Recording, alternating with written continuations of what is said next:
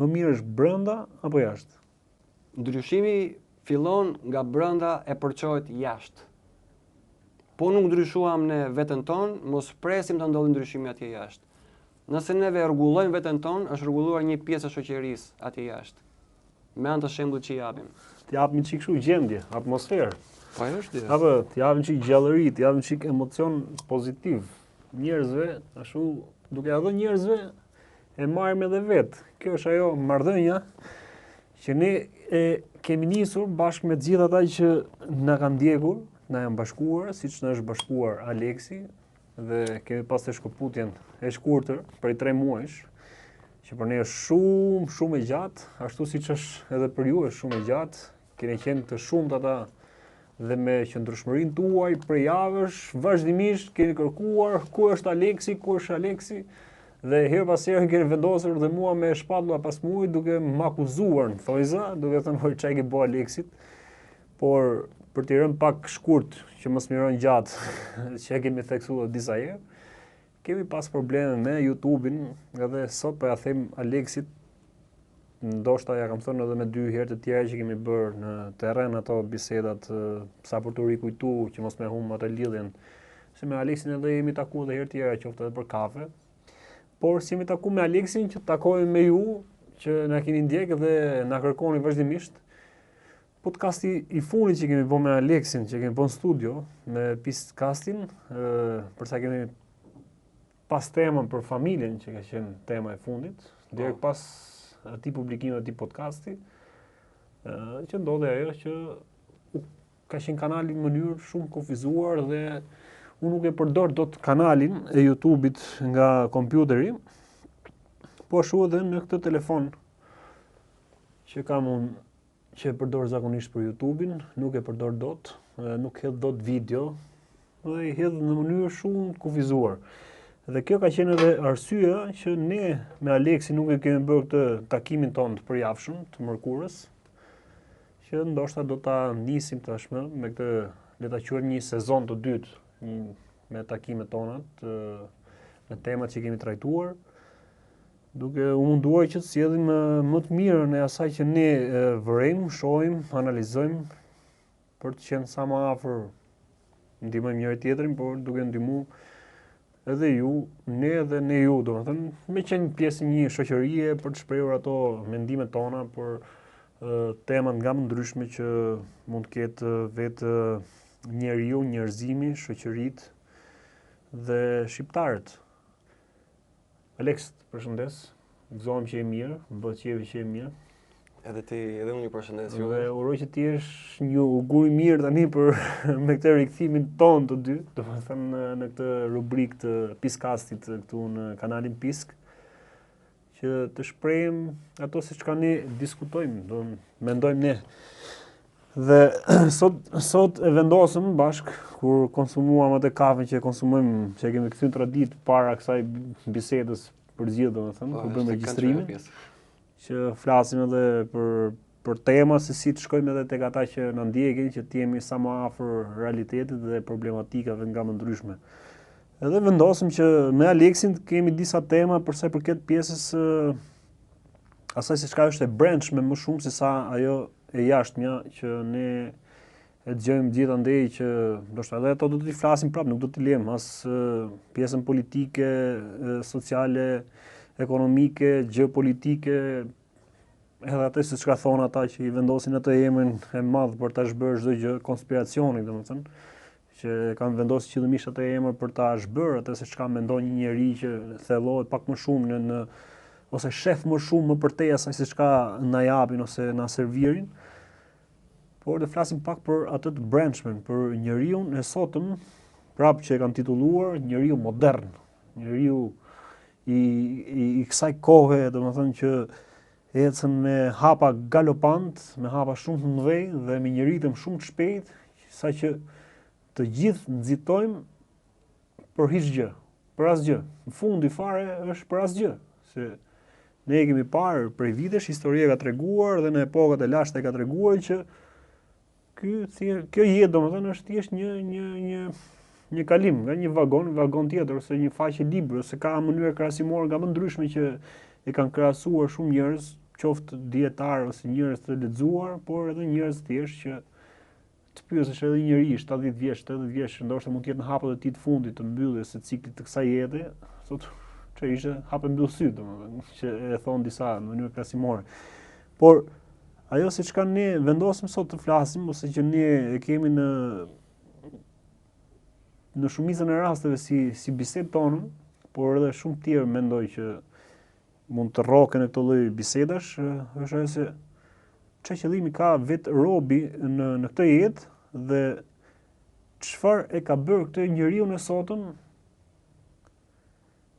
kaq të dobët, çfarë po kërkon domethënë, çfarë e tema që po flisim pak më parë ne domethënë. Po bëre një krahasim pak më parë që e the mirë që të kalojmë nga njëri vagon në tjetrin që tregon një ecuri, mos të qëndrojmë statik. Pra të ecim përpara. Po çështja është se janë kujdesur gjithë sistemi, struktura se si është thurur, që të qëndrojmë në një rreth, në një cikël, të rrotullojmë rreth vetes. Jo të ecim përpara, të kemi një vijë të drejtë. Është ndërtuar enkas që të na mbajnë ai rrethi, që kur mos të ecim përpara, por na kanë futur atë ide në një shoqëri konsumatore më shumë. Bli më shumë, konsumo më shumë për gjëra që realisht nuk kanë ndonjë interes në jetën tonë. Po thjesht e kanë futur te ajo lluku aty. E na mbajnë në një nivel që mos mendojmë përtej asaj që realisht ne kemi nevojë dhe na duhet. Edhe diku aty pastaj humbet edhe sensi i jetës. A e shet i realisht që sot për shembull përgjithësi në syrin tënd, qoftë duke nisë vete, por edhe atë se çka shet në shoqërinë tonë shqiptare, tek të rinj, tek edhe në grup moshë të tjera, e shet që njerëzit e kanë humbur atë sensin e jetës dhe ku e shet domethënë, cila është një arsye që ty të bën ta mendosh që sot njerëzit e kanë humbur sensin e jetës më shumë se sa njerëzit para disa viteve. Po, vjetre, kur vjen kontakt me njerëzit për shembull dhe shikojnë që në diskutim, që në fillim të një bisede e kuptojnë që janë të kufizuar shumë në atë që bëjnë, në përditshmën e tyre. I qëndrojnë, i gëzojnë asaj rutine që kanë përdit, çojnë mëngjes, disa shkojnë në shkollë, disa shkojnë në punë, kthehen aty. Të programuar, le të themi me kurdisje që bëjnë po të njëjtën gjë, rutinë përditshme monotone. Kupton, ajo është, domethënë, sikur na kanë futur, sikur na kanë programuar jetën në burr, na kanë futur një lloj matrix. Që do kesh 4-5 pika gjëra që do bësh gjatë gjithë ditës.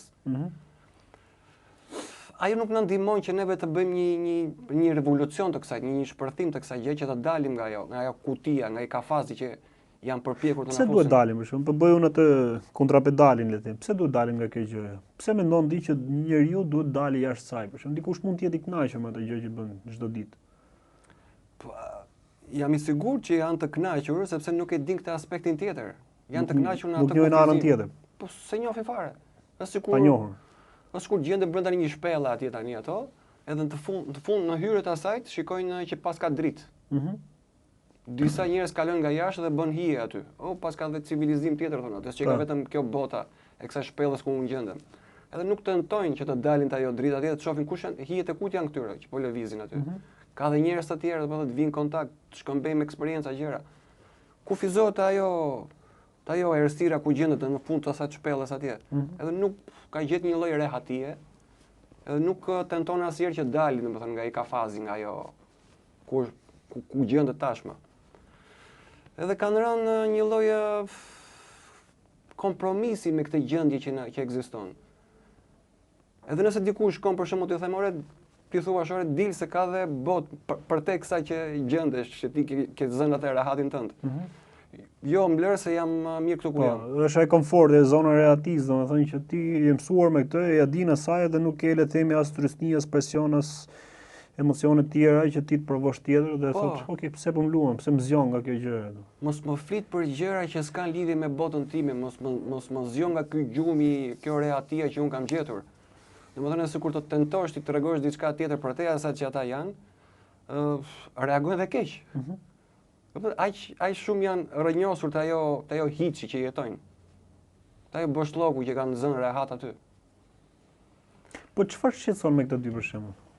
Nuk do të them se ti e ke tamam personale me këtë gjë, por vet në tërësi domethënë me këtë lloj stili që është kthyer tamam Këto stil. fenomen që Me këtë lloj ekziston. fenomeni që është kthyer në stil tani, se ne Po, ç'a të shqetëson për shembull, ç'a duket jo normale sipas teje, si gjë domethënë. po s'është normale sepse duke qenë kaq i kufizuar njeriu nuk është në gjendje që të shohë të krijoj diçka nga vetja. Të filloj të punoj truri më burr. Se i ka zënë lum atje dhe nuk funksionon më. E kanë fut kafaz atje dhe nuk fluturon më. Janë aty edhe kjo nuk ndihmon për shembull kur shikon një diçka që nuk shkon në shoqëri, nuk e kanë as kurajon, as iniciativën, as fuqinë që të bëjnë ndryshimin. Se thot pse unë do e bëj këtë, kush jam unë që do e sjell atë ndryshimin. E shet, le të themi njeriu në raport me njeriu edhe me masën, me shoqërinë, e shet të distancuar veten, Po, e shet larg kanë pësuar një lloj dorëzimi. dorëzimi. Janë Edhe mos shfaq interesi, ku diun. Po, kanë kaluar në diferentizëm, në mpirje. Po thënë, Ti mendon se kjo është i qëllim, pra më para kjo nuk ka pas ekzistuar ose ka pas ekzistuar nëpër masa më të vogla thua? Si ka qenë? kjo gjithmonë ka ekzistuar, Po. po thjesht tani në këtë shekullin e 21 që jemi neve, që është shekulli më i frikshëm, më i degraduar në histori, Themi për sot, ose në krahasim atë se çka që qenë më parë, ndoshta mund të jetë edhe më i frikshëm nesër, në shekullin 22. Po sa vjen më keq bëhet, Më keq e kemi theksuar këtë pjesë. Edhe ka arritur deri aty domethënë që se dhe këto mjetet që përdor sistemi, se gjithmonë janë ata tipat me kostumet e zinj atje që komandojnë shumë situata në këtë botë. Po mirë, ne këtë se shohim për shembull, masa do thotë që ku ka lidhje kjo gjë që po thuat ti ato tipe me kostumat, sistemi le të themi pa hyrë te kostumat, që të themi që e kanë bërë ato. Ku është ajo pika që ne ose që ata na vendosin perdën dhe ne nuk arrim ta shohim atë se çka kanë përgatitur ta. Dhe ne na duket shumë e thjeshtë që ka ardhur, dhe ne mendojmë se na ka ardhur nga vetja kjo gjë. Se kur ne kemi zgjedhur atë gjendje. Po. Pra mund na shpjegosh pak këtë pjesë? Ata nga që veprojnë në misticizëm, në fshetësi më saktë, ne nuk shohim planin e tyre, ne shohim rezultatin e atyre gjërave që ta thurin. Rezultatin mund ta shohim tek pjesa e asaj që i vën një emër këta, e quajnë mod, për shembull. Se themi neve nga nisi ky trend i ri për shembull. Nuk nisi nga dikush se u zgjoi një ditë e tha prit se unë do përdor një veshje të re, një stil të ri. Po. Ajo pasohet, kalohet në mendje, ta mbjellin në mendje me anë të televizorit kryesisht. Po. Shikon ato për shembull ato reklamat, se luajnë kështu hold këta. Mund të shikosh një reklam, një emision, një diçka, një videoklip me një këngë të re. Aty shikon mënyrën se si është veshur, mënyra se si sillet. Kur performon gjoja, se është duke performuar aty, ndërkohë që aty po kalon mesazhe, se si ti duhet sillesh, si duhet mendosh, si duhet vishesh, si duhet ecësh, gjitha.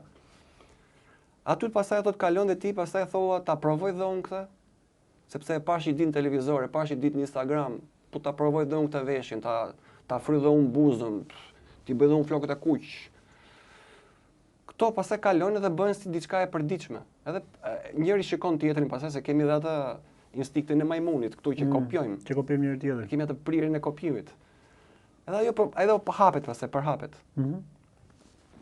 Po vjen me aq finezë, vjen aq mirë sa që ne nuk arrim ta kuptojmë dhe kur bëhen kaq shumë gjëra të ndryshuara, bëhet një diçka e madhe e ndryshuar që ne s'njohim dot më as veten as tjerët më për rreth nesh.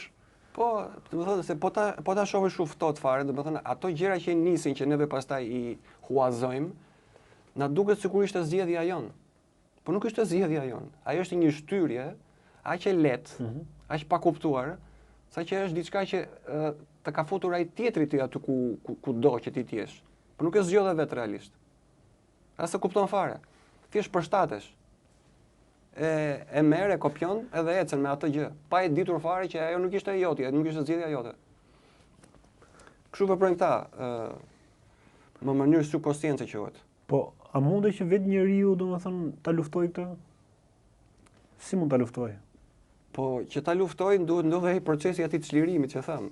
Mos qëndroj të zëj rehat aty te ajo që ka gjetur atje dhe mendon se aq është bota. Bota shumë më e madhe se aq se mendojmë neve. Është si puna e rrezës ku shikojmë, domethënë nuk është aq sa ne shikojmë që këtu deri te pallati. Mas të pallatit ka hapësira. Këto përpiqen të ndërtojnë shumë pallate. metaforikisht edhe literalisht. Po. Jo më kot na kanë rrethuar me pallate dhe me gjëra. Siç duan na kufizojnë atë rrezën e shikimit, ashtu me të njëjtën mënyrë duan të kufizojnë dhe rrezën e mendimit. Luajnë vazhdimisht. Mos shofësh, mos xhirohesh, ti të ndihesh radhë, më thënë atë kufizimin që ke posuar, që ta kemi shkaktuar ne. Po ti mos reago, se po reagove pastaj fillon e shemben këto pengesat, edhe fillon e shikon, edhe po nëse shikon, i prish punë atyreve. Ti duhet t'jesh i verbër, ti jesh kështu, të lëvizësh në mënyrë mekanike, jo të lirë. Nuk e duan lirin tënde atë dhe timen. Edhe na fushën në këto ulluqet pastaj, që ti shiko se këtu po dole nga kjo vatha ku kemi vendosur ne, ti pastaj e shikon dikush tjetër, edhe do shtohet kjo, si neve përpiqemi të shtojmë të keqen, ti me anën tënde, me shembullin që po jep, do shtosh anën tjetër që neve s'ta intereson. Po, këto për shembull nëse shohin element të tillë që po bëjnë të siç ka thua ti, të kundërta natyrës, siç ka duan ta ose synojnë ta, si i sulmojnë? Ose si i pengojnë? Po, për ata rrezikut e ata kur, më thënë, e shikojnë kur ajo rrezë po fillon e po zgjerohet. Se po e bëri 1, 2, 3, 10, nuk i prish punë ajo. Por nëse shikojnë që ai shembulli pozitiv që ti po jep, disa po japin, aty pastaj e sulmojnë. Media është arma më superfuqia që ata kanë dorë. Se ta bëjnë lavazhin të shtëpi. Ke atë ekranin ti atje që ata fillojnë të bëjnë format ty. Të japin modele jetese.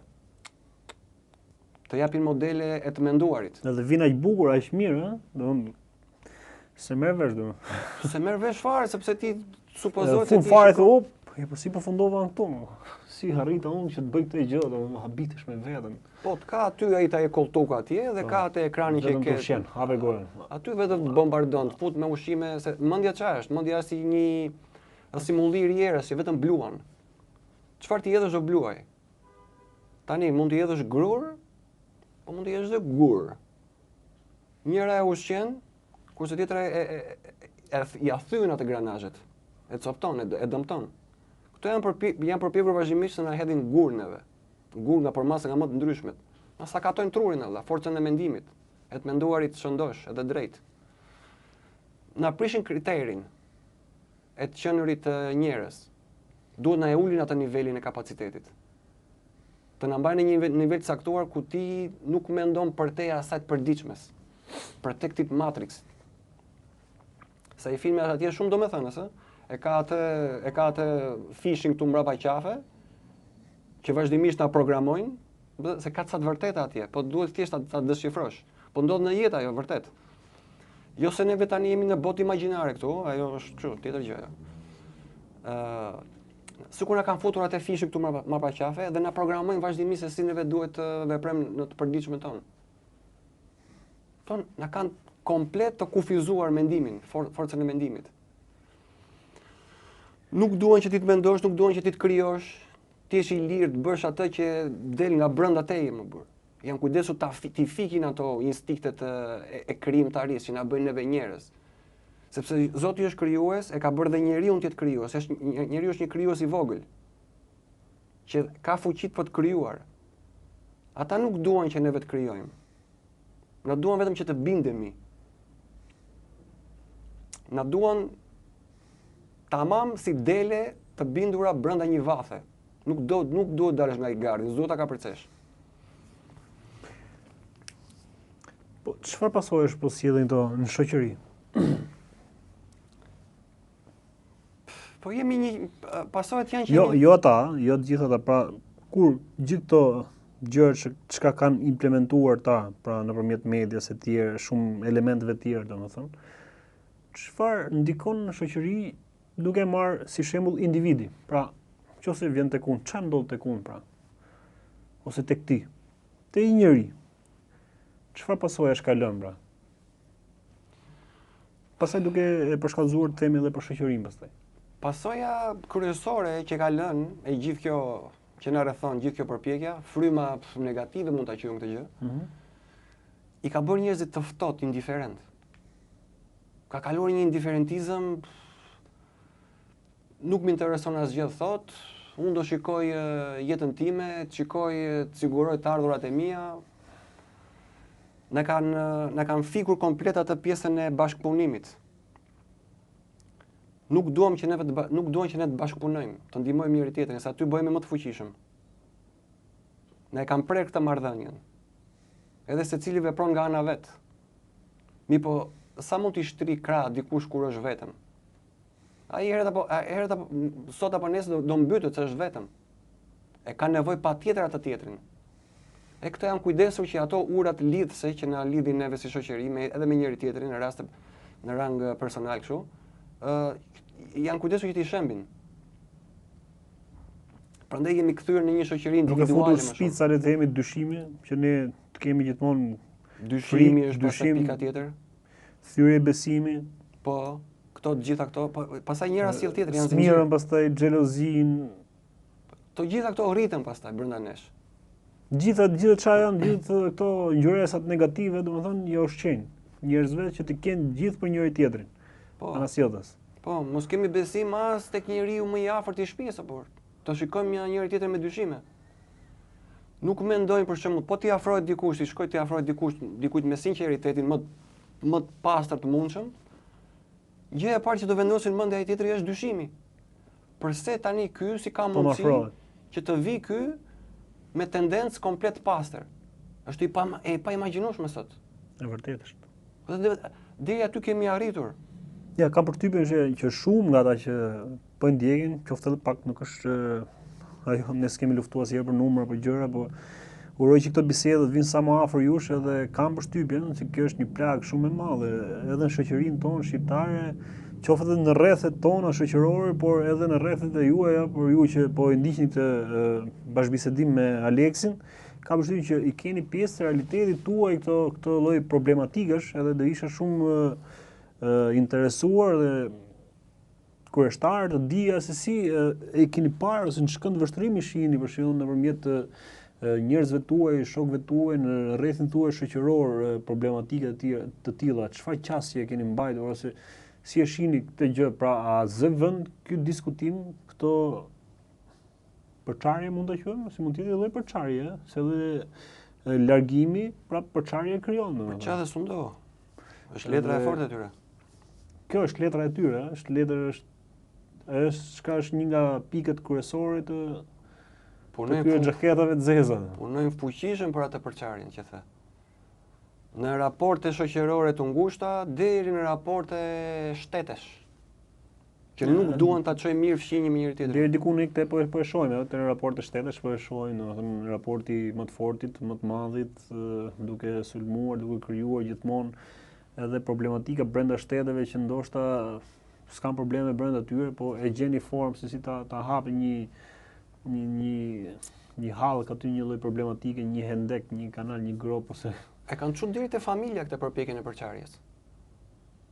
Kjo është tragjike komplet. Dram. Domethënë të ekzistojë fryma e përçarjes në familje, atëherë çu kuptuam më burr.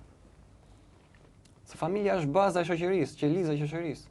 Ai po goditet aq fuqishëm, ja për këtë unë mblodhem në e fundit biles të sheshi, për këtë arsye ishte ajo protesta. Familja valla është baza. Aty tani nuk ka besim burri, gruan, fëmia, maman, baban, motra, vllajn.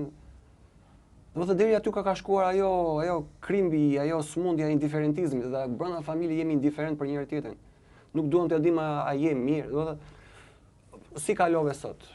Të nisim nga pyetjet më të thjeshta fare që tregojnë një interesim elementar. Si kalove sot? As atë pyetje se bëjmë në për familje.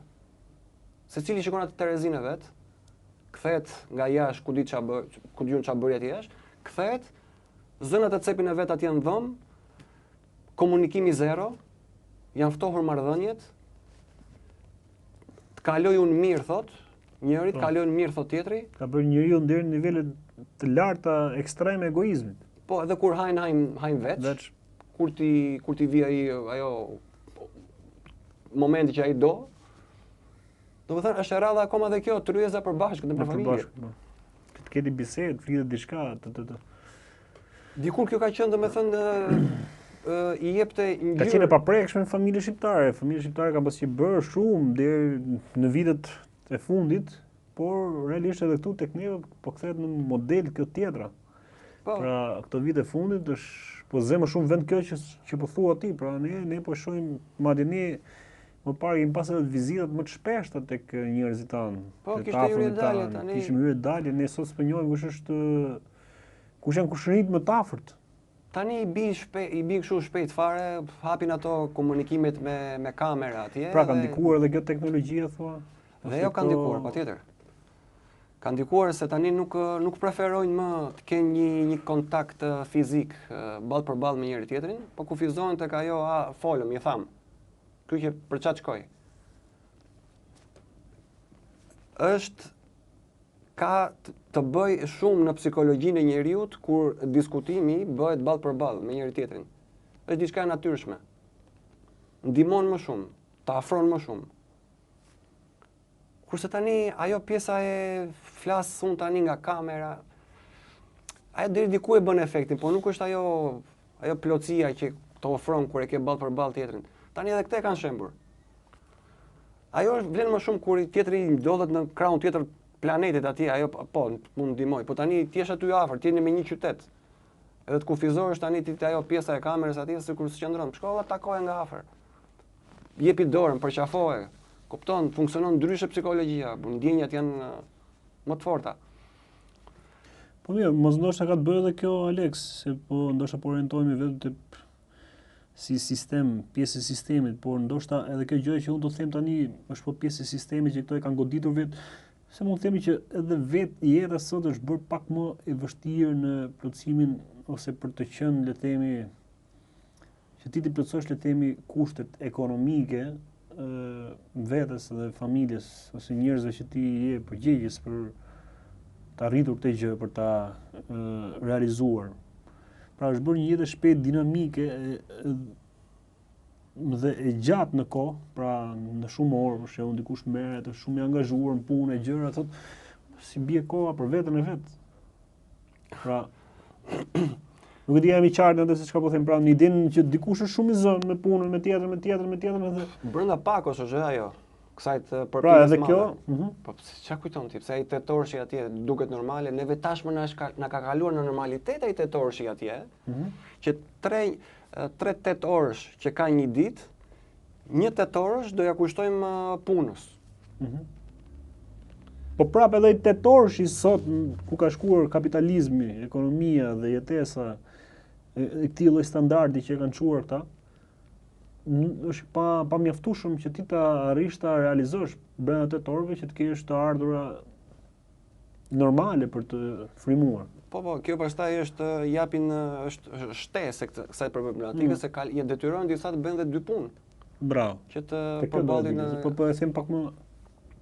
Po deri pra edhe këtë, po këta e kanë bërë edhe këtë le të themi këtë ngërçin tjetër ose këtë problematikën tjetër që ti të goditesh edhe nga kjo. Po sigurisht. Pra këtë vështirësinë ekonomike, po këta e kanë krijuar. Po, ai tetorshi nuk është pjesë e sistemit është pra. Nuk është thjesht ajo, domethënë që ti shkon sepse duhet jesh i punësuar që të kesh disa të ardhura për të përballuar shpenzimet. Po kjo ka edhe këtë tjetrën që ai tetorshi atje, ajo të thith energjinë.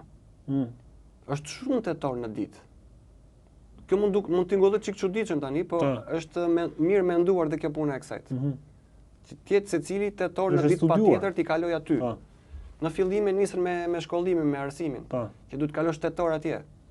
Pastaj kur rritesh ti prap nuk i shpoton kësaj pjese, do kesh një 8 orë tjetër që prap do ta marrë me ty. Shkollimi është një fazë paraprpërgatitore për të mësuar me orarin, jo për të përgatitur ti si nga ana profesionale dhe personale, domethënë si individ. Po që ti por ti mësohesh me këtë idenë e orarit të kohës tënde nga 24 orë ose 1/3 e ditës tënde, ti s'do e kesh më tënde, do e japësh për dikën. Atë do ta marrim ne, ajo pjesë e kohës është e jona ata si thot ai. Kupton? Edhe kjo është brenda planit të madh. Ky tetorësi i përditshëm. Disa vende tjera për shembull kanë hequr ja 3 ditë kanë bërë pushim, premte të shtunë diel. Edhe madje do ulshin dhe ata tetorshin atje sepse të rish, edhe sikur mos bësh asgjë, se një pjesë e madhe nuk bën asgjë. Kupton? Janë tetor në punë, po jo se po merren me punë. Edhe sikur mos bësh asgjë, ato tetonë që na kanë marrë ato aty. Ndërkohë që mund të kishe bërë diçka tjetër, që do të citë dobi nga shumë anë, jo vetëm financiare.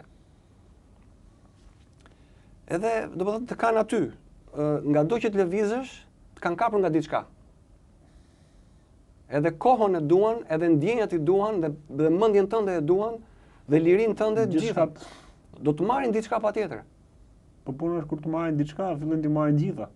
Qëllimi është të marrin të gjitha. Të marrin gjitha. Në çfarë pike jemi ne? Domethënë vetë njeriu, domethënë si krijesë, si qenie, domethënë deri në çfarë pike është? Sa është dhënë ose sa i kanë marrë, domethënë? Po, kohën ja kanë marrë. Dëshirat ja kanë marrë, ëndrat janë, po. Forcën e të menduarit ja kanë marrë. Harmoninë familjare, shoqërore ja kanë shkatruar, ja kanë marrë. Dhe na kanë marrë shumë gjëra që ne nuk as e çojmë ndërmend se çfarë janë këto gjëra që na kanë marrë. Si jemi aty, të kurdisur të ajo e përditshme atje dhe shumë gjëra nuk u kuptojnë fare, që na mungojnë realisht. Edhe pastaj thot ai tjetri, s'ndihem mirë, ndihem bosh, jet koti. Kupton? Pse a është kjo shprehje tingëllon gjërësisht, ndjen bosh, e thon shumë, domethënë edhe në shoqërinë tonë shqiptare ke shumë të rinj, ndoshta edhe mosha të tjera që duket e habitshme që dikush 50 vjeç për shembull që kur t'ia thot një të riu që ndjen bosh, imagjino se çfarë goditje jep një të riu që e mendon që e ka rrugën përpara për të shkuar 50 dhe ndoshta më lart në mosh, kur ja thot dikush 50 ti po ja pret hovin e jetës para, domethënë po. Pra, është vërtet kjo domethënë që po se thotë si nëse vjen kjo kjo bosh. Pra nga gjithë këto faktorë, këto pikat që ne po flasim, që po diskutojmë, gjithë këto element. Po, janë përpishur në shkarkojnë nga gjithë ato vlerat që karakterizojnë njeriu, e kanë zbrazur komplet. Pa ja kuptuar. Edhe ti ndihesh bosh burr. Tani thua se lind ajo pyetja normal. Ore për çfarë jetoj? Kush është qëllimi i jetës? Fiks. Tani, i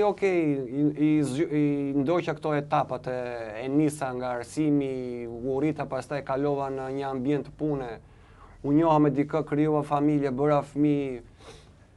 Janë plot njerëz që nuk i mungon realisht asgjë dhe prapë thonë janë ndihen bosh. Sepse ai tani ka përshtypjen që çdo kujt nga ne i ka shkuar ndërmend kjo lloj pyetje.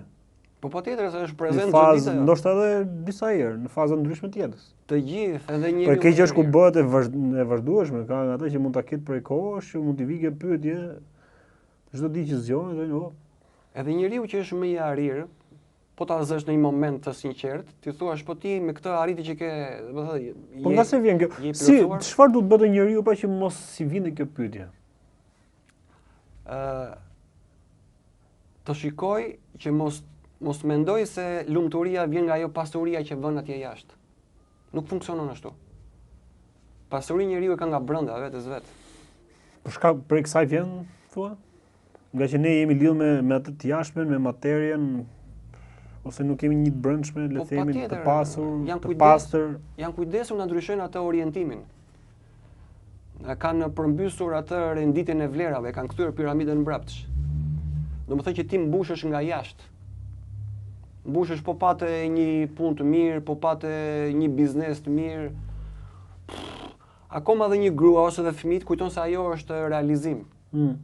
Ato janë etapa jete. Po nuk janë ato qëllim. Pra, mbushen do nga brenda, domethënë vlerat njeriu i ka të gjitha nga brenda. E ka dhe dashurinë, ndjesinë e miqësisë, e ka atë të paqes, e ka të mirësjelljes, ato gjërat e bukura gjitha njeriu ka brenda vetes vet. Na ka pajisur Zoti me lule. A është mundi që njeriu të jetojë vetëm me të brendshme pastaj, se do zonë ne jemi njerëz që kemi ardhur në botë edhe për bashkëvepruar me të jashtmen. Pra unë me ty, me tjetrin, me Po ajo vjen si pasojë e kësaj. Po ne kemi lënë bosh këtë gjë e brendshme, botën tonë të brendshme, kemi rrafshu nga lulet që kanë dalur shkure gjëmba, ferra. Edhe dhe përpiqemi që ti mbjellim ato lulet te ai terreni atje jashtë. Po s'funksionon ashtu burr, se ato shkelen, domethënë kurse kur e ke brenda i ke të sigurta. Domethënë ti je i realizuar. Është pyetja që ka bërë dikush, më mirë brenda apo jashtë? Tamam, që ta thim pak atë se Për ta thyer pak atë pjesën se edhe sot edhe humori mungon, domethënë nuk ka, domethënë edhe kur dikush bën edhe bravo, do mi të që kanë prek atë edhe këtë. interesat Kam sensi humorit. ka humbur edhe sensi i humorit. Ne nuk edhe nëse dikush bën humor me dikën, domethënë ta merr për dobësi, ta merr për ulje dhe ore ky Se du t'jetë kështu ai Du i t'jetë. vrasht, kështu i vranëm edhe nga momenti që ky bën humor që ka UFO ky thot. Se dhe ajo pjesa e humorit që ka dikush tregon kapacitet. Një njeri inteligjent bën humor. Që e përdor domethënë si ajo kripa e gjellës, domethënë në një bisedë, po bore humor, domethënë është arritë për dikë ajo. E kanë ka humbur njerëz që edhe aftësi. se pranojnë, ok, në rregull ai që mund ta bëj, po pala tjetër që nuk e pranon, që rri gjithmonë ai vrazhët që është Që është aty strikt serioz strikt, aty po. ato i quaj una persona që janë të figur i quaj me këtë Janë term figur, me këtë term përdori. Aty është shtypër e Chelsea dritës, tak alla papu fikën ato shllap aty i ke. Ata janë për të ardhur keq. Realisht.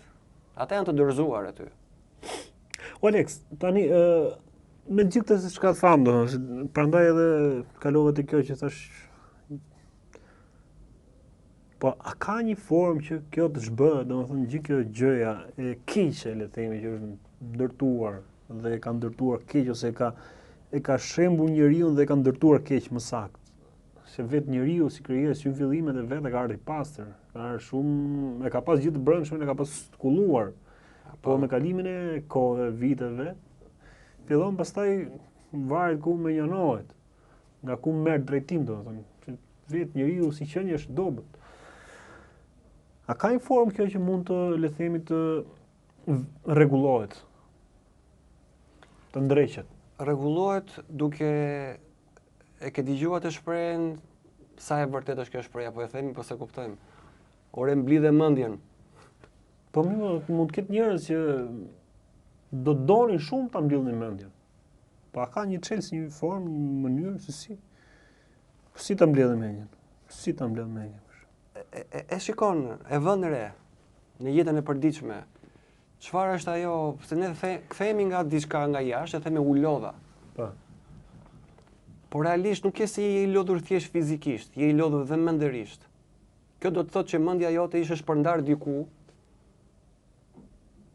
që e dëmton realisht. Aty pastaj shikon prit edhe se kjo që po bëj unë tani, kjo sill disa të ardhura, bën diçka, jep një efekt deri diku, por nuk po më jep atë qetësinë. Nuk po ndihem mirë me këtë gjë. Aty pap e eliminon këtë pjesë nga Po jeta. ndoshta se kupton që vjen nga ajo gjëja. Dhe tani po se kuptoj, prandaj njeriu do të jetë mbikëqyrës i vetes. Siç themi që njeriu do të jetë doktor i vetes, do të jetë dhe mbikëqyrës i vetes dhe se si po funksionon në të përditshmen. Kur sa po ta vëj re, domethënë që kjo po më dëmton, ata ta shikoj ta eliminoj nga pjesa e jetës vet. Edhe aty sa po rregulloj një pjesë të vetes vet aty. Po nëse ta thot një mik për shembull.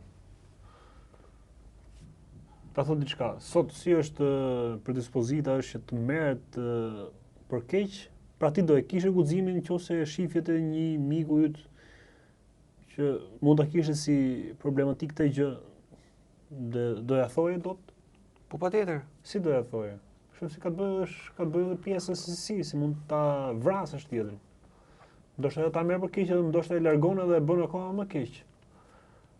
Shiko, sado dëm që ti ke shkaktuar njerëzve sot, mënyra se si e sjellin këto gjërat me anë të sistemit, njeriu prap ka një intuit që nuk i fshihet kolla ajo. Domethënë nga momenti që dikush niset të këshilloj për mirë, e ndjen që ti nisesh me një interes sinqert.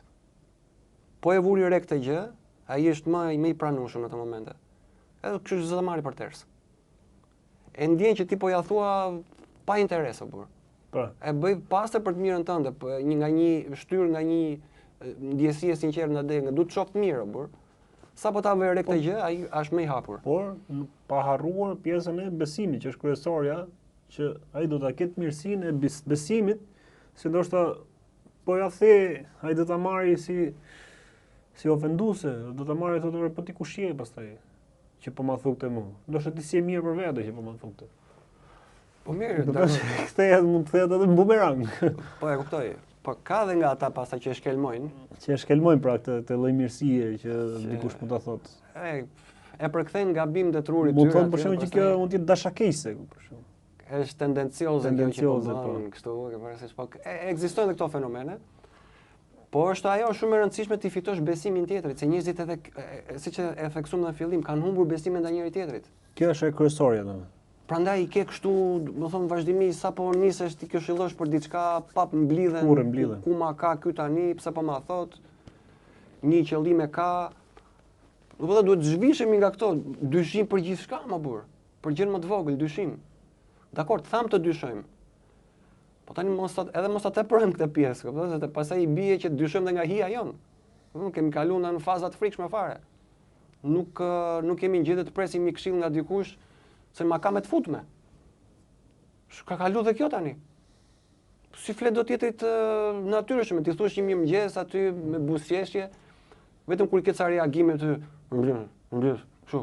Pikërisht për atë kisha edhe pak më lart. Po qeshi çiko, jepi çik nur aty valla, se nuk kemi armiqt valla, e tu. Njerëz jemi, halle ti, halle unë, përpiqemi ta bëjmë çik më të lehtë jetën në komunitet. Mos ta vështirësojmë. Po them, domethënë janë sheshuar ato vlerat apo burr.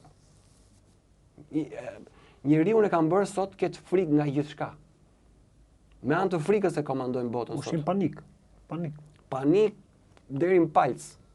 Ja po ta vësh re për shembull. Gjithmonë pikpyetje, vetëm pikpyetje vazhdimisht. Po më burr. Po ta vësh re. Dyshime. Edhe si e ka lënë këtë gjë, këtë punën e frikës. Po ta vësh re për shembull të ndjekish edicionin informatike që në ato. Informatik. Edhe thon atje e vrau, e preu, e përdhunoi, babai 50 vjeçar i ra me thik vajzës, kjo lajm i fundit tani. Edhe kujdesen se s'mjafton që i japin nëpër lajme, po duhet kaloj pasaj në darkën nëpër këto edicione të këtyre analistave që thrasin atje, edhe i qëndrojnë atje. Mi çfarë ndodh kur vazhdimisht i mshon një diçkaje? Edhe se ajo pika që bie sipër ajo taj guri atje në një vend, edhe do ta sado që ti të rezistosh, do ta kaloj atë gjë. Shiko tani, kur tjetri ka arritur, ti bim, më thi gocës vet, apo vajza shkoi mbyti me tel gardhi babain e vet natën atje, ti pastaj fillon të ke dyshime edhe nga njeriu jot më burr, nga gjaku jot. Po, kupton si punojnë me anë të frikës to? Është vërtet. Edhe kur kjo ndodh në familje, thot, ç'i bie të ndodhi me ato që janë pjesë e familjes tënde? Sa më kollaj mund ta bësh dëmin dhe të keqen ndaj tjetrit. Edhe prandaj ke kështu, domethënë, sapo ti tentosh të shtrish. Është vërtet. Një dorë ndime. Para disa ditësh më qelloi që në Durrës, shoh një rast ishte prezant një ngjarje që ndodh aty, një djalë i ri me makinë, duke ecur mbrapsht indietro. Ishte i zotëri me biçikletë në këmbë e godet. Afrohem direkt, mor ambulancën në telefon, vjen ambulanca. Vazhdojnë procedurën e vet ato. Duke i që shkëputëm nga zotëria, pse preka domethënë, po thjesht lajmërova se nuk duhet ta prekësh se ndoshta ti mund ta dëmtosh, duhet ver personi që është ekspert për atë punë. Mjeku, vita marrje, fatmirësisht erdhën shpejt. Momenti që shkëputëm nga kjo ngjarje ishte shumë njerëz që shiftin o dikush që lloj zotëri që tingëllon diçka thotë që are se kështu bëjnë kota, bëjnë kastile se do të profitoja ndaj këtej. Për zotërin që ishte u plagos, domethënë që ishte i shtrirë, domethënë aty, që po i kollonte gjak nga koka. Po aktronte ai atje që vlerësohesh më shumë. Edhe si kështu bëjnë këta, tha se kështu i kanë ndodhi robit tim, tha. Pra, duhet ta lidh me këtë që thit, domethënë që ndonjë një ngjarje, po pse ne duhet ta shohim, domethënë ka ndodhur një ngjarje diku nëpër botë, 8 miliard bota njerëz, domethënë frymor. Dhe ka ndonjë një ngjarje e tillë ose një person e ka bërë atë gjë, po ti do i gjykosh se ke pa një rast të tillë, do i shohësh gjithë njësoj, po me të njëjtin këndvështrim, po me të njëjtin. Po përgjithësoj direkt. Ai mund të jetë shumë njeri i mirë. Ti bëj jepi ndihmën tate. Më radh parë si njeri do. Po ja ndodhi ty, po ta thon për ty, po të njëjtën gjë. Pra, edhe rasti që ti po tregon pra ngjarjet nëpër media, vrau ky këtë, vrau ai atë, fusin le të themi atë energjinë negative dhe përçarje në familje shqiptare, që prindi mos e shohë fëmijën e vet si fëmijë dhe fëmia mos e shohë prindin e vet si prind. Po. Pra, ky vrau këtë, ne këtë dhe ne kemi filluar shohim, domethënë nuk është më ajo dashuria e sinqertë, e pastër edhe tamam midis fëmijëve dhe prindërve me fëmijët. Pra shkëtyrë çdo gjë në formalitet, standard. Po për çfarë pra? Pra nuk hidhemi më, kemi frikë të hidhemi nga te njëri tjetri. Po, që kërkojmë të mbështetemi te njëri tjetri. Domethënë shive ku ka arritur ajo kalbja që të penetrojnë akoma dyshime dhe frikra edhe brenda në familje. Aty pastaj është kulmi. Po s'patëm neve besime dhe komunikime dhe dashuri, të paktën respekt brenda në familje, po çai bie të ndodhi atje jashtë pastaj. Me gjën më të vogël mund të kalojmë dhe në ekstrem. Po janë kujdesur në na kthejnë në kështu në të na ushqejnë me instikte përbindëshi më burr. Egresi direkte. E shikon se kanë punuar dhe se kemi kuptuar se deri ku na kanë çuar. Pa e kuptuar, gradualisht, në mënyrë se si punojnë. Janë kujdesur që të na fshin komplet vlerat që na karakterizojnë, që na bëjnë njerëj, me gjithë ato ndjenjat e bukura. Po mirë, ideja është se ndoshta mund ta kem bërë si pyetje edhe në vazhdim të gjithë bashkëbisedimin dhe duket sikur bie edhe në përsëritje. Po sa e mundur, nuk po them sa e lehtë ose sa e vështirë është, po sa e mundur është që ti jesh jashtë i sistemit. Ky njeriu sotëm që jemi ne, sa e mundur është ti jesh jashtë i sistemit ose të prekësh sa më pak. Ndoshta më e saktë, më e duhur. Na e kanë bër shumë të vështirë që ti të dalësh, që ti të shlirosh. Po e the ti, do ne të dy, po e tham ne të dy që po e diskutojmë këtë gjë, po e tham këtë që e ka bërë shumë vështirë. Ideja është pastaj se çfarë qëllimi pati kjo lloj bisede që bëm ne tani, kupton? Ideja është që jo, e pamundur. Po them se ne jemi ata pishtarë që do të mbajmë atë zgjidhjen e kësaj lloj problematike, këtyre lloj realiteti në dorë dhe po themi që ja ne po e japim këtë. Ne ndoshta edhe ti edhe unë biem nganjëherë pjesë e këtij lloj.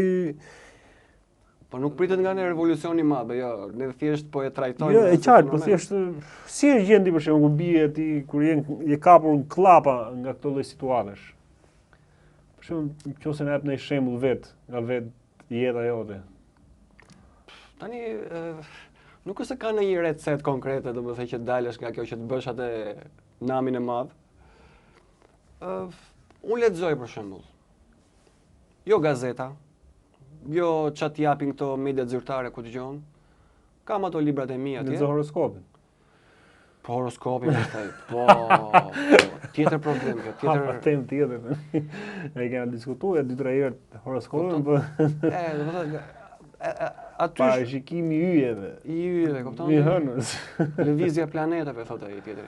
Ajo që del aty. Po pse këto ndikojnë fare për shembull në gjendjen tonë emocionale se si do jetë dita sot për shembull. Ti ngjon horoskopin mjes, thotë ajo, sot ke një ditë të mrekullueshme, do ta takosh këtë, do ta takosh atë, do ta takosh njëonën. Sot është dita e bricapave me dasha, ti bin njëri tjetrit. Po. Edhe ti nis ditën në zjarr do. Po sot do bësh lek thotë. Po sikur kemi horoskop ne për shembull, ta marrim sikur horoskopi ti jetë i shok, i miku jom për shembull që thotë sot kemi bonomin. Pse si ngjëm atë shokun që të jep të energjinë pozitive për shembull. Të kesh shok që ta kesh të përditshëm, që si ti dhe ai të jepi njëri tjetrit atë energjinë pozitive. Nëpërmjet i telefonate për shembull, ose nëpërmjet i kafe mëngjes nëse jeni afër për shembull, takohesh me të dhe diskutoni dhe thuaj tani vazhdojmë. Ky është problemi tjetër pastaj se tani nuk njerëzit më shumë rrinë fizikisht atje dhe shikon një shoqëri që ulën në kafe atje dhe nuk diskutojnë valla, nuk kanë çat diskutojnë më.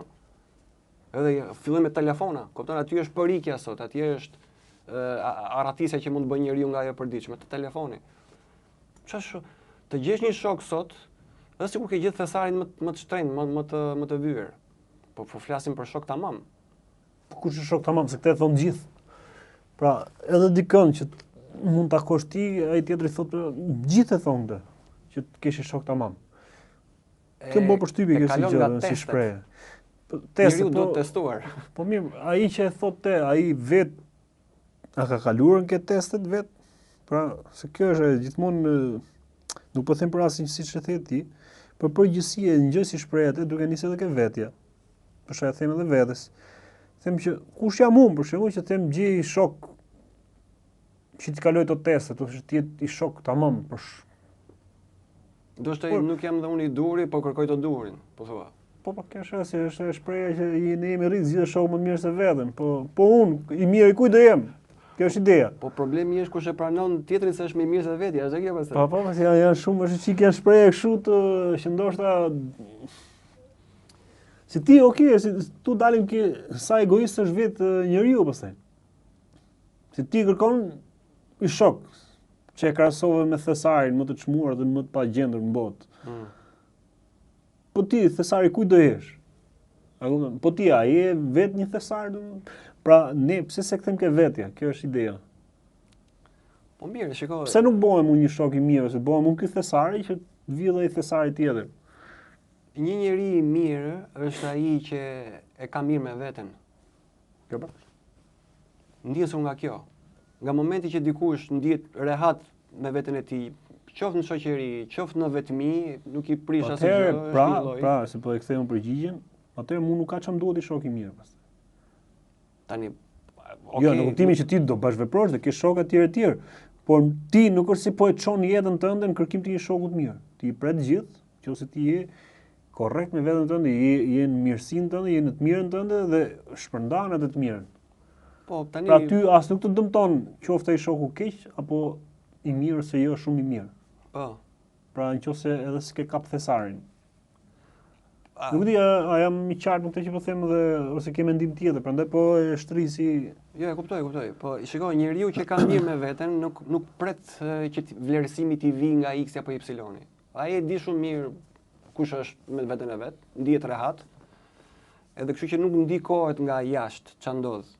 Do më vlerësojnë të tjerët mu, po shiko, unë jam kështu, pse s'po ma shohin të tjerët, po i hyri këtyre gjënave dhe thotë që do të bëj punë akoma me veten e vet. Jo vetëm për këtë, por nuk krijon edhe pritshmëri. Po ajo është. Një palë e dytë ose e tretë. Nga momenti që ai është i mirë pozicionuar me ato vlerat e tia, aty pastaj mund të bëj punë me të tjerët. Do të thotë, atë pasi ka korrigjuar veten e vet, mund të shikoj të korrigjoj edhe të tjerë. Po pa u nisur, dhe ajo do çik është art më vetë edhe ajo, se mund të ketë ato reagimet anësore që përmendë çfarë. Do të di se si afrosh njerëzve sot, se njerëzit ja bën të vështirë sot. Do duhet gjesh takt nga më të çuditshme të sot. Se të tjetri thot prit tani ky që u afrua këtu ku e ka një kleçk. Po është problem. Janë shëshuar aq shumë ato marrëdhëniet e njerëzve sot. Po nga momenti që ai i ke fituar besimin ti atit, aty pastaj ke një shok të vërtet. Edhe pastaj kalon ato provat. Domethënë në një vështirësi, një diçka, ai do të gjinde ty? Po. Aty e shikon domethënë, aty është një tregues i mirë ky. Apo thjesht më ka patur kështu sa për të kaluar kohën, sepse s'kisha diçka më të mirë për të bërë. Nisë edhe nga kjo. Sot janë shumë raste të rralla, domethënë që njerëzit të lidhen, kanë një kimi. Se kimia që ekziston në shoqëri ekziston edhe në një marrëdhënie. Ç'është kimia është, kudo. Siç të ngjit me një vajzë, ashtu të ngjit dhe me një shok. Që do t'i kesh besim, do i hapësh zemrën, do kesh frikë që do ta përdori. Edhe sa gjë e bukur do ishte kjo, domethënë, që ti jesh transparent para atij tjetrit. Se sot njerëzit janë të friksuar, por unë tani po i hap, nëse unë do filloj t'i hapem këtij, ai do ma përdori mua këtë gjë. Në një moment vështirësie që unë do jem, do përdori ato të fshetat e zemrës time që dikur ja tregova. Si dhe larg tani, thot po edhe sikur me tendencat më të mira ti afrohesh dikujt, ai prap do ketë ato stepet e veta, ato frikrat e veta. Po sikur të më afrohesh më kënaqëse pas nesër. Sepse më kujtohet që para disa vitesh jam djegur 3, 4, 5 herë të tjera. Çfarë ndryshimi ka ky do thotë? Kupton, është bërë akoma më e vështirë që ti fitosh besimin atij tjetrit. Sepse janë djegur në të shkuarën. Edhe me të thatat, pastaj diqen të njomat. Kupton sa e vështirë është bërë sot që të kenë njerëzit besim ndaj njëri tjetrit. Që besimi është themel. Në një marrëdhënie është themel. Se besimi e mban themelin, atë lidhjen. Dhe në familje, dhe në lidhje, dhe në shoqëri, besimi është gjithçka. Kjo është një nga vlerat e mëdha që kemi neve si njerëz. E të besuarit unë ty. Edhe aty fillon bashkëpunimi, fillojmë krijojmë. Këto janë kujdesu ta shemi këtë lloj e besimit, që është ura më e fortë. e kanë zëvendësuar me dyshimin. Dyshoj se mos, dyshoj për këtë se ky ndoshta futën pastaj ato të labirinte sepse është programuar tashmë ajo gjëja. E ti shkon automatikisht, vepron si piloti automat, që shkon në dyshimin pastaj. Mendja për shembull është më shumë e predispozuar që të ketë besim apo të ketë dyshim. Tërsi vetë. Po sot siç janë katandisur gjërat, atje priret më shumë te dyshimi. Frikë se mos ma bëj ky mugungën. Apo varet si e kultivon vetë, si ushqen vetë. Jo, në tërsi mendja vetë, ku është më shumë e anuar, ku anon më shumë tek dyshimi apo tek besimi?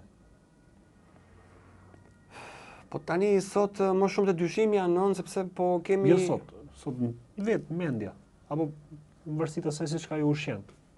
Ajo gjithmonë varet me çfarë ushqen. Tani, po futë gjërat e gabuara në kokë, gjërat gabuara do përpunosh. Si mund të largohet ajo, për shembull gjërat e gabuara ose dyshimi? Si mund ta largoj dikush atë? Këtu është filtrimi pastaj që do t'i bësh asaj gjëje që na jepet, ta ti të ushqimit që ne do fillim të bluajm, do ta filtrosh.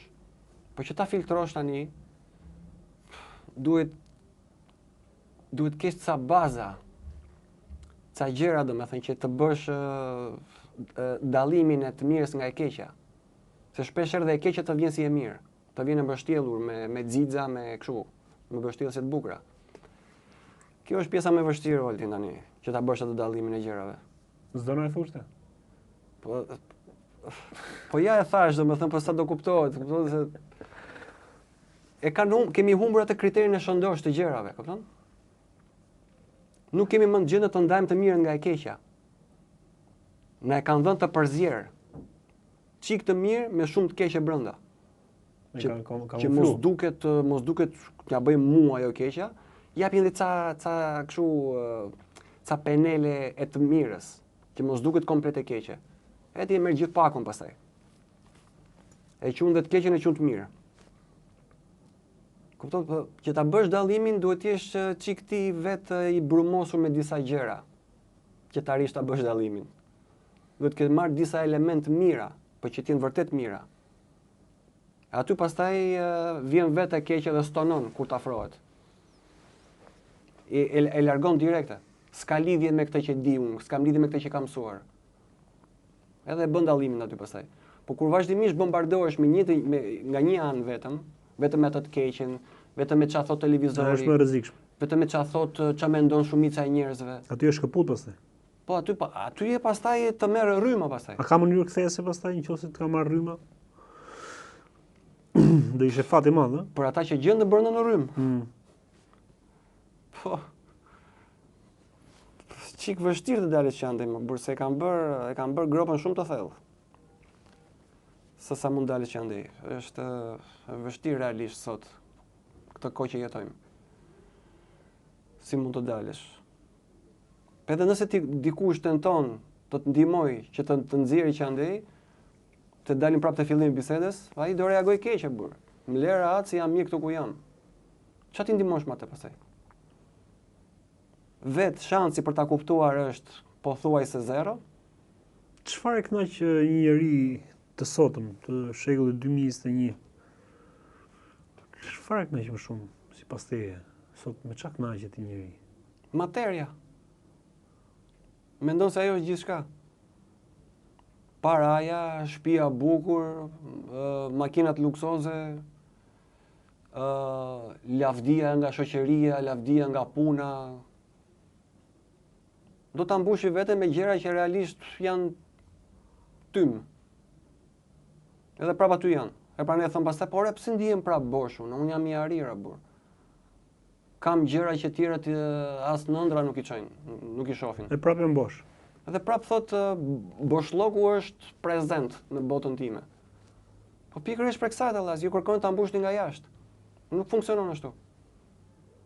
Nuk ndihen rehat me veten e tyre. Kupton, ata kanë inat veten e tyre. Nuk e durojnë veten e tyre. Deri aty kemi arritur sot. Edhe kërkojmë që nuk vlerësojnë veten e tyre. Edhe kërkojnë që vlerësimi të vijë nga jashtë, nga të tjerët. Po më vlerësoj mua ai, atëherë unë jam dikushi.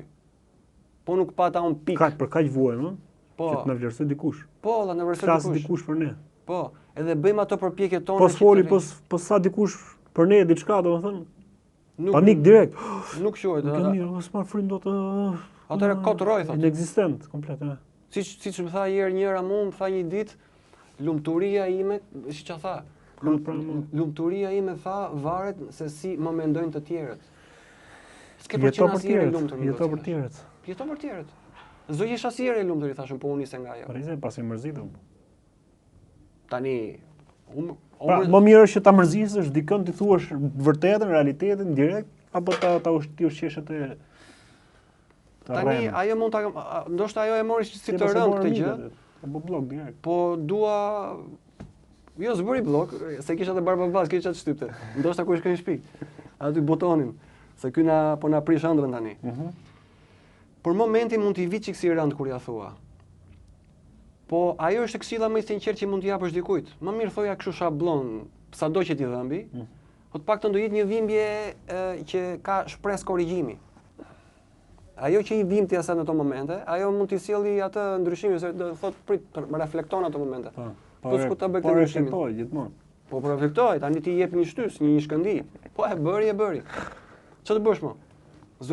Po mirë, po kjo pjesa që vetë njeriu herë shkon këtej, pastaj kthehet prap, ikën prap, pra herë brenda, herë jashtë, herë brenda, herë jashtë, herë me materin, herë me të brendshëm, herë me materin, herë me të brendshëm. Që është po ta bënte atë do kishte një shans që të rregulloheshe. Pra, deri këtu do ishte mirë. Po e ke më shumë atje, alla, nuk e ke këtu. Ke më shumë jashtë. E ke më atje rreth për qark. Është i hallakatur, njëri komplet. Prandaj është shumë e vërtetë ajo shpreha. Ore mblidhe mendjen se e ke mendjen një pjesë e ke atje, një pjesë atje. Ti domethënë ti je kudo, gjaku, zemra, zemra bosh, po, je kudo dhe askund. Kupton sa e rëndësishme është kjo që ta mbledhësh mendjen? Ka të bëj shumë kjo këtu. Do e mbledh. Po mbledhin një plumat alla, mbledhin një pulat alla. Futin atë fishkallimi që i bëshim dikur. Që i mblisim te kafazi. Po mirë. Si mund të ishi njëri i lumtur, i kënaqur? Pra, ai që ndjet bosh e ka me e ka jashtë materia tjetra, makina, shtëpia luksoze, femra, shoqëria, flasi dikush, gjithë këto gjërat. Po i kënaqur, i lumtur, si mund të ishte? Si duhet të ishte pra? Po mos kishte nevojë fare për të gjitha këto gjëra. Ai di ishte më i lumtur që mos i mendonte fare të tjera? Mos i kushtonte rëndësi fare. Do të thotë rëndësinë ai se i takon ti kushtosh rëndësi. Po jo të kapërcehet.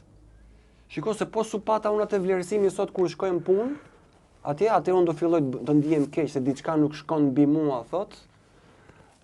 Diçka duhet të ndryshoj, po gjithmonë nga jashtë, se si të tërheq unë vëmendjen atij tjetrit ose atyre njerëzve. Ajo është përpjekje kot, veten e lodh, edhe në fund s'ke për të arritur asgjë. Ta kesh mirë me veten tënde, ajo është gjithë thelbi i situatës. Edhe kem tingëllon shumë egoiste. Po jo me kuptimin ta ushqesh ti veten me një gjëra imagjinare apo. Të pranosh, të njohësh vetveten për atë që je. Është mjaftueshme pra që ti është mjaftueshme? Ajo është një hapi i mbar, është një fillim i mbar, domethënë. Nga momenti që unë filloj korrigjoj veten time. Si kështu thonë gjithë për shembull, kanë një përçarje, një përplasje me dikën, për shembull, kriset i raport. Thotë, "Okay, mirë, në rregull, erdhi, gjërat rrethanat shkuan deri te pikë, po rëndësi ka që unë jam i qetë me veten time." Po shu thotë edhe pala tjetër dhe kjo gjëja u kris, u prish. Asnjëri nuk ulet që thotë, "Okay, po prit se gjithë secili të heqë vetja." E kishe fajin ai, se kishe fajin unë, po. Se është dhe kjo që ka lënë. Se duke thënë që unë jam i qetë me veten, duke mbështetet me pjesën tjetër që unë jam i saktë, i pastër, i drejtë dhe fajtor është pala tjetër. Pra nuk i kemi edhe mirësinë për të qenë për ulur. Ajo është baza, ajo është fjala çelës, porulësia. Nga ajo vijnë gjitha të këqijat, nga e kundërta e asajt, sepse na karakterizon më shumë krenaria. Unë zgaboj, unë zbëj faj, nuk isha unë problemi. është gjithmonë ai tjetri, do të thënë heqja e përgjegjësisë. Siç nisi që në fillim të historisë, që me dy njerëz të parë, heqja e përgjegjësie. Nuk thot unë e pata fajin, kërkoj ndjes, më fal. Edhe kjo do shëshonte shumë konflikte, shumë pengesa. Po jo vlla, thot jo, se ti kishe fajin sepse bëre këtë, mund të jetë diçka e vogël, po ti e bën të madhe te koka jote, vetëm për të bindur veten që ai tjetri kishte fajin asnjëherë unë. Pra po them, duhet nisim punojmë Po me veten nëse tonë. një person do e kishte dhe do kuptoi nga të dyja palët që se ka ai fajin, por për hir të gjithë kësaj gjës do e vendoste vetes fajin. Çe njeriu do konsiderojë atë? Nuk e ka ai fajin. Të dy palët e dinë që e ka pala tjetër, por ai që është më i pafajshëm, që është i pafajshëm për hir të gjithë kësaj marrëdhënie, kësaj relate, do e pozicionohet e fajin të vetja vet, vetëm për ta zgjidhur si gjë. Ai njeri që e bën këtë, ai është njëri artist, pastaj. Po arriti domethënë deri aty sa që të pranoj diçka që s'e ka bër, e megjithatë e pranon për hir të shoqërisë, për hir të viteve, për hir të shumë gjërave që kaluan bashk, ai tregon domethënë që ato vite nuk i hedh poshtë, ato shoqëri nuk e hedh poshtë. Edhe është sakrificë ajo. Po mirë, përveç se sakrificë, por është edhe një Të risk. mohosh një të drejtë tënden. Po, por është një risk që ti nesër mund goditesh prap. Po nga momenti që ti po sakrifikon për ta ruajtur atë, do të thotë që ti ke marr parasysh edhe atë, po i kushton aq rëndësi asaj, do të thotë ti po i tregon atij tjetrit që unë e dua këtë gjë, nuk dua ta humb me ty. Nuk di cila është fjala tamam e kundërta e egoizmit. Pra, mund të themi që ky po i hyn hak vetes vet pastaj? Po pra i hyn hak, domethënë duke sakrifikuar diçka, se tani ti Po sa drejt është kjo, pse ti hysh në hak vetes? Për të hir të një diçka të mirë thua, nga kjo nisesh. Po, a është pavarësisht rezultatit. A është e lejueshme kjo, e tolerueshme si gjë, domethënë? Po pse jo? Po sikur ti ishe bërë ajo, domethënë sikur të praktikohesh kjo pjesë, do ishin shmangur shumë të këqija në marrëdhënie me njerëzit. Po sa bëjmë? Por uli një herë ti veten Allah, jepi atë shembullin ndaj atit tjetrit që ai, se nga momenti që do të shohë ty tjetri që ti e porul veten, aq më tepër kur s'ke faj, aty pastaj e copton atë tjetrin, nëse ka akoma ndjenja, është kund. Thot shiko tani se e vendos efekti pasqyrës, e vendos ballë për ballë me veten e vet. Në ato momente. Ma thua që vjen një moment që sado akull të jetë pala tjetër që ta godasi kjo, le të themi. Po, se ky qëndrim pastaj arrin ta trondisë atë nga brenda. E trondit domun. Qoftë edhe njeriu më akull, njeriu më i pandjeshëm, njeriu më sado i pandjeshëm ti dikush thell e ka atë prirjen dhe predispozitën e të mirës. Sado e pllakosur dhe e groposur ti, e ka akoma aty thell, nuk humbet ajo te njeriu. Sa ti jetë gjallë. Edhe kur shikon për shembull që ai s'kishte faji ishte imi dhe megjithatë ai erdhi u porul dhe kërkoi falje. Ua, e papa me thot. Domethënë ja merr kalan nga brenda. I zgjon atë gjën e mirë që ka nga brenda. Sado e pllakosur ti, ja nxjerr në pa. Se e trondit e vëlla, do të tërmeti dalin ato pllakat në ajër. Sipërfaqe. Kështu i del dhe pastaj i aktivizohet dhe atit e mira. Kupton sa gjëra të mira si edhe kur një njeri është i porulur, e ndihmon atë tjetrin të reflektoj, të imitoj. Ai pastaj do e shfaqë atë që i shfaqet ti atit, do e shfaqë dikujt tjetër. Ai tjetri dikujt tjetër. Edhe kështu për hapet e mira. Po ndodhe kundërta. Po. Egoizëm unë, nuk i kërkoj falje, po sepse ai e bëri, e pse ta ul veten. Sot më shumë po merr shembull ai që është i përulur nga ai që ka egoizëm, se sa ai që ka egoizëm tek ai që është i përulur. Pra, më shumë po menjanon që ai që është i përulur ose ato pak që janë të përulur, po menjanohen po shkojnë te kjo kategoria tjetër. Po pakson dhe ata, se thotë shiko tani nuk po funksionon thotë. Po. Unë me ndoshta e kanë edhe si ndjesi mlefi ose hakmarrje. Po tani këta që janë si vjen pastaj si ngarkesësh ajo, e gjitha kjo thua orë prit thua se edhe kjo gjë edhe ka i fund. Pra po e kam mendu këtë gjë dhe aty pastaj edhe ata të mirët kalojnë nga krau i takimeve, po themi, jo të mirëve. Po. Si i keq plotësisht askush nuk është. Po zgjidhen atë kraun tjetër. Aty pastaj për atë njeri është pikë shumë kritike. aty mund të ndodhi të marri kthesën e gabuar ai. Se mendoj ndonjëherë këtë pjesë edhe kështu e kam qytur, kthesa e gabuar. Se thot tani shiko. Ndoshta bëhet edhe akoma më, se do të them atë fjalën i keq. Bëhet akoma jo më i mirë se sa ai që ishte jo i mirë. Po bravo, është ky si rrezik i madh sepse vjen si pasojë atij të lëndimit të thellë që pësoi. Po, zhgënjimit. Ai zhgënjimi i madh që pësoi. Aty dhe thotë edhe merr kthesën më keq akoma se ata të tjerë që i është bërë sholl, edhe këta agresohen akoma më shumë. Po, godet edhe të tjerë që ndoshta s'kan qenë fare pjesë e kësaj gjës, si nga një histori mund të hajë edhe ata, po. Hajnë atje. E thot tani un po bëj mirë, un me pambuk, ai me gur tani. Shumica veprojnë kështu. Domethënë që kam idioti.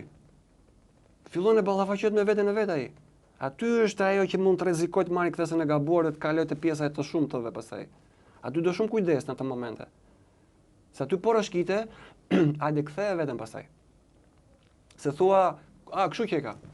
Me të fut me të gjithë, se ndryshe nuk ecet, po e kthej dhe unë pllakën, po bëhem dhe unë i tillë që të mbijetoj alla. Se me të mirë nuk po. Kështu që kaloja, thua. Kjo që kaloja tani. Po përshtatem dhe unë, po bëhem një me këtë ortpekën që po funksionon gjithani. Edhe okay. Edhe kështu shtohet e keqja. Edhe paksohet e mira. Disa vlera akoma që kanë mbetur te pak njerëz. Se kjo botë për ata pak njerëz po qëndron akoma. Jo për këta tjerët. Ata e stakun menjen. Aty janë, thotë kështu funksionon, kështu do funksionoj edhe unë. Për shtatje kështu e ftohtë. Nga këta të mirët kanë mbetur shpresë akoma në këtë botë, edhe pra ne themi ndonjëherë kur shikojmë që bën një mirësi dikush, unë kur e shikoj për vete, them pas ka akoma shpresë kjo botë valla, kur shoh një të mirë që ndodh nga dikush. Mund të shpresoj bota akoma valla, kemi arritur deri aty. Se jemi ftofur komplet, jemi bërë kështu komplet akull më burr, akull. I shtrit dorën, ta kafshon dorën direkte po burr. Edhe sikur të kesh gjithë atë mirësi dhe ta nxjerrësh, ta përçosh, ke frikë ta përçosh valla. Se ai do më dëmtoj mua. Që ta marrë si dobësi, është dhe kjo tjetra. Nuk sillej mirë thot, do të qëndroj i egër se po isha i mirë do më marrin për dobësi. Po sot e bën frenim aty pa stepje. Problem nga të gjitha anët valla, të tregosh se kush je, të tregosh vlera, gjëra të bukura si njeri. Ke frikë. Përgjithsisht sot shumica e bën nga padituria dhe s'arrin ta kuptojnë këtë gjë që vjen në mënyrë kështu pavetdijshme apo e bën edhe qëllimisht. Ajo vjen nga ato zgënjimet që the. Po nga ato që janë dashakeqë si e bën qëllimisht, ka? Ka dhe nga ata. Ajo është kategoria më tragjike pastaj. Sepse ato gjë që e bën me paramendim, e bën veprojnë ftohtë. Aty pastaj ata nuk për mendimin tim nuk ose ka ndonjë shans ata. Prap edhe te më kriminali po tjetë, e ka një shkëndit të mirës, po sa ekziston mundësia që të dalim pa dhe bëjnë ai ndryshim, po thonë. Ata ai që e paraplanifikon të keqen, ai ka arritur në një shkallë pastaj kështu shumë të zhvilluar liksie pastaj. Kur dikush e bën kështu thjesht nga budalliku, nga nxitimi, ku dëgjon, ai thjesht e bën është thjesht gafaxhi. Kupton, thjesht i pakujdesshëm. Ato ka akoma shans që të kthehen. Po jo këta që e bëjnë plan të keqen. Do shkoj t'i sillem unë kështu atit, që t'i fitoj besimin, të shkriu në atë artin e aktrimit, që ta bëj për vete, t'i fitoj besimin edhe më mbrapa pastaj, ta çoj aty ku duana që të përfitoj prej këtij. Ai zgënjet pastaj, thot pupu si janë boj njerëzit, unë tani e tuti do i shoh gjithë të nxirr. Po thon kalojnë në faza ekstreme pastaj. Prandaj ata janë artista që qëndrojnë akoma në këmbë, që kanë pavarësisht se nuk i vlerësohet ajo e mira që bëjnë. Ai thot, unë e kam vendosur valla, le të shemet gjithë bota, le të kthehen gjithë njerëzit të bëjnë për binça. Unë do i qëndroj vlerave. Ata janë heronj sot. Ata janë heronj. Ata janë heroj lufte. Ata luftojnë për ditë. Me këtë liksin që është atje jashtë. Me këto intrigat, me këto gjërat, manipulimet që të bëjnë, përpiqen vazhdimisht të bëjnë. Ai thot, jo, unë s'do thyhem, s'do bashkohem me tufën, do qëndroj këtu ku jam dhe do vazhdoj ta bëj të mirën kur ka mundësi, pa kërkuar të më falenderojnë, pa kërkuar mirënjohje. Ajo është më sublimja. Ai njeri e ka mirë me veten e vet. Nuk e pret vlerësimin nga ai falënderimi që do i thotë ai tjetri. Ai ndihet mirë që bën thjesht mirën, kaq. Këta janë heronjtë e këtij shekullit të degraduar. Tani Për ta ulesh atyreve. Për ta mbyll tani. Më mirë është brenda apo jashtë? Ndryshimi fillon nga brenda e përçohet jashtë. Po nuk ndryshuam në veten tonë, mos presim të ndodhë ndryshimi atje jashtë. Nëse neve rregullojmë veten tonë, është rregulluar një pjesë e shoqërisë atje jashtë. Me anë të shembullit që japim. Çdo gjë është shembull. Pra do të nisi nga brenda. Po. Po s'nisi nga brenda, nuk kemi çfarë të japim nga jashtë pastaj. Po ato që e marrin nga jashtë brenda pastaj. A kanë rrugë që të vinë nga jashtë të vi brenda? Po shembujt, nëse unë shikoj që ti përçon gjërat mira dhe unë kam predispozitën e mirë që ta pres atë gjë, atëherë do filloj ndryshimi edhe tek unë, duke parë të tjetrin. Po zakonisht shohim negativen. Pra ajo e brendshmja sot nga jashtë a mund të lexohet? Kur ne nuk e nxjerrim jashtë? Pra dikush ka të brendshmën e ka shumë mirë. Po. Por a lexohet ajo e brendshme e tij jashtë? A lexohet e brendshme e tij jashtë? Ose nga ata që kanë që jetojnë me të jashtmen, le themi. Pra, ato që jetojnë me të jashtmen, po, a lexohet tek ata të tjerë që jetojnë me të brendshmen, ata që jetojnë me të jashtmen. A e lexojnë dot atë që jeton me të brendshmen, më saktë. Po, e dallojnë, kanë atë aftësi, po. E dallojnë to që jetojnë me të jashtmen? Po, ai që është në rregull me veten e vet, e dallon me një herë dhe të kundërtën. Ai që stonon. Po mirë, ai që është me të jashtmen nuk është në rregull me veten ai. Jo, ai s'është në rregull. Po pra, atë po them pra, ai që jeton me të jashtmen, pra me materien, pra bën pak si lloj fjalësh, prandaj si mbyllje. Ai që jeton me të jashtmen. Ai lexon dot atë që jeton me të brendshmen? Çfarë mendimi ka për atë për shembull, ose si e konsideron? Po, patjetër që e lexon. Është një gjë ta shikoj këtë gjë, po. Ja sheh. E sheh me mirësi, e sheh mirë. Dikush i ka materien për tani janë sa tipa që janë si puna çakenjve më burr. Edhe shikoj një dikë që është i mirë. Aty i aktivizohet zakonisht instinkti i bishës, edhe thot, që ka një i mirë ky." Ja vën syrin edhe thot pastaj si duhet shfrytëzoj unë këtë. Por këtë po them pra, nuk është se e sheh mirë që ta vlerësoj në kuptimin tamam. Po, do ja bëj një herë, do e kafshoj një herë, 2 herë, 3 herë. Okej, ka për ta sulmuar pra, jo se do ta shohë edhe do ta vlerësoj. Po nëse ai vazhdon të ketë ai heroi që theksova pak më parë, aty do t'i bëj përshtypje një moment.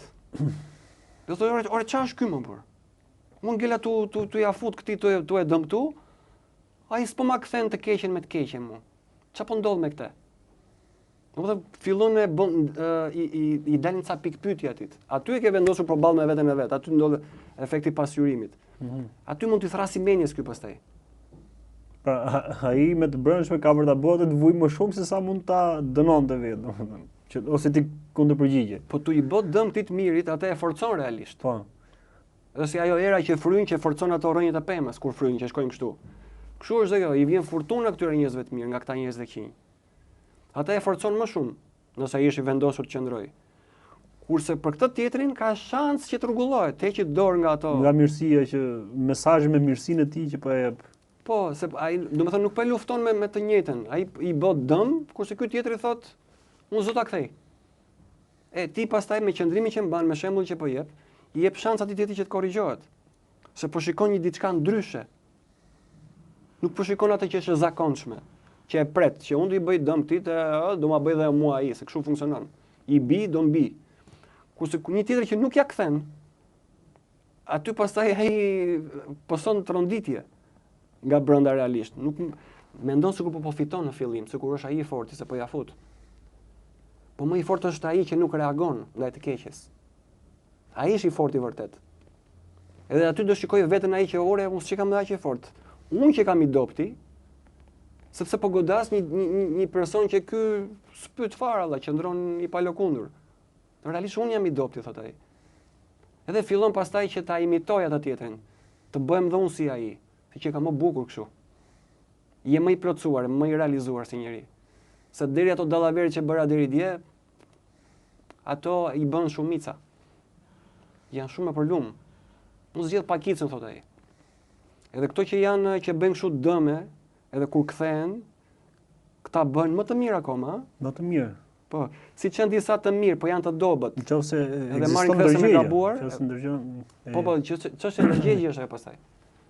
Është zëri ndërgjegje se punon. E vendos ballë për ballë, sikur kam pasqyrë. Unë po i bi, ky po më thot faleminderit. Unë po i bi, ky ul kokën. Aty ti po jep shans që të korrigjohet ai. Edhe kështu për hapet e mira. Këtë do dolim edhe ne.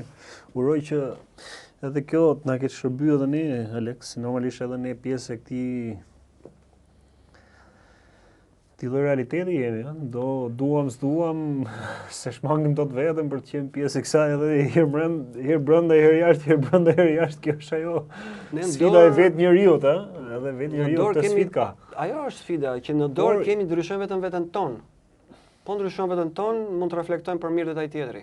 Prandaj e nisa te kjo dhe uroj që edhe për gjithë ata që e ndjekin, do ta ndjekin dhe nëse ke njerëz tuaj dashur të zemrës, ose njerëz që ja doni të mirën, pse jo mund t'ja shpërndani, mund t'ja çoni këtë mesazh, nuk është se ne kemi thënë diçka wow, diçka shumë të madhe, ndoshta mund të ishim hap akoma më shumë në shumë tema të tjera. Uroj që të ketë ardhmë më mira. Nuk e di si të duk si bisedë, më pëlqeu e gjitha kjo. Qetë e këndshme, besoj të ketë patër dobi. Ishim mirë që në kuptimin një bisedë shumë e thjeshtë. Kështu do doni ti konsideroni ne siç e kemi konsideruar gjithmonë biseda tona modeste, të thjeshta, pa shumë leje lule, por rëndësishme që është te kjo, si tek unë, por edhe tek Aleksi, bizotron ajo që është e mira që i japim dorë njëri tjetrit, edhe atyre që na ndjekin. Miq, ju përshëndes. Të jeni mirë, kujdeseni për veten dhe jepni dorën njëri tjetrit.